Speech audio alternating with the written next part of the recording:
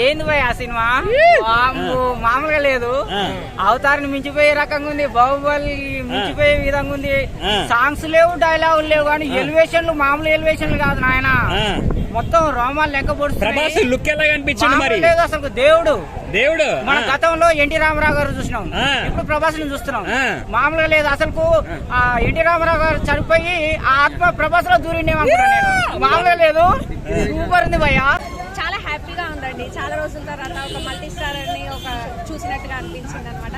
So ఇలాంటి movie రావడం rare గా వస్తాయి. బట్ మనం అదృష్టం ఏంటంటే మన లైఫ్ లోనే ఇప్పుడు మన ఈ జనరేషన్ కు రావడం అనేది చాలా హ్యాపీగా ఉంటుంది. అంటే రివీల్ చేస్తే బాగుండేది, బట్ ఏంటంటే మనకి ఇంకా ఇంట్రెస్ట్ ఎక్కువ కావాలంటే ఫస్ట్ రిలీజ్ చేస్తే బాగోదు. సో కొంచెం సస్పెన్స్ ఉంటేనే అది చూసేటప్పుడు తెలియగా ఉంటుంది. చాలా బాగున్నాయండి ఎఫెక్ట్స్ అనేవి చాలా బాగున్నాయి.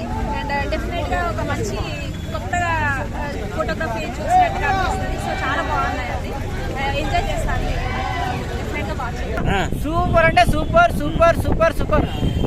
హెయిర్ స్టైల్ ఎలా అనిపించింది చెప్పండి, పోయి సినిమా చూడాలా. పోయి సినిమా ఎందుకంటే నేను తన ఫ్యాను, అందు గురించి నేను రివ్యూ చెప్పను. చాలా మంది ట్రోల్ చేస్తున్నారు కదా, మళ్ళీ దానికి ఏమంటావు? మరి వాళ్ళకి కూడా బిజినెస్ కావాలి కదా. ఇప్పుడు యూట్యూబ్ వాళ్ళకి కానీ ఎవరికైనా ప్రతి ఒక్కరికి సినిమా పైసలు కావాలి భయ్యా. సినిమా ఇప్పుడు హీరోకి సినిమా కావాలి, పైసలు కావాలి, హీరోయిన్ కి పైసలు కావాలి, డైరెక్టర్ పైసలు కావాలి, ప్రొడ్యూసర్ కి డబ్బులు కావాలి, సినిమా థియేటర్ కి డబ్బులు కావాలి, యూట్యూబ్ వాళ్ళకి డబ్బులు కావాలి, మీడియా వాళ్ళకి డబ్బులు కావాలి, నాలాంటి వాళ్ళకు డబ్బులు కావాలి. ఏది ఫ్రీ లేదు. అందు గురించి ట్రోల్ చేసుకునే వాళ్ళు ట్రోల్ చేసుకుంటారు, చూసే వాళ్ళు చూస్తారు, ఆడే వాళ్ళు ఆడతారు, పాడే వాళ్ళు పాడతారు. కానీ ఇందులో పాటలు లేవు, ఏం లేవు. ఎలివేషన్ మాత్రం సూపర్ ఉన్నాయి. I love you, I love you, I love you.